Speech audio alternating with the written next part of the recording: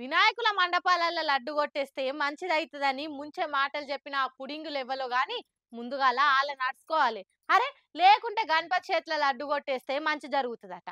అదేం లాజిక్కు? ఎవరికన్నా తెలిస్తే కామెంట్లు చేసి అందరి అజ్ఞానాన్ని పారదోలుండ్రి ప్లీజ్. గణపతి పండుగ వచ్చింది. లడ్డూల దొంగలకు లావు పని పడ్డది. దొంగలంటే సామాన్లు కొట్టేస్తారు, పైసలు కొట్టేస్తారు గానీ ఈ లడ్డూలు కొట్టేసే ఫ్యాంటసీ ఏందో మరి. వెనకటి ఎవరో లడ్డు కొట్టేస్తే మంచిదని చెప్పిరట.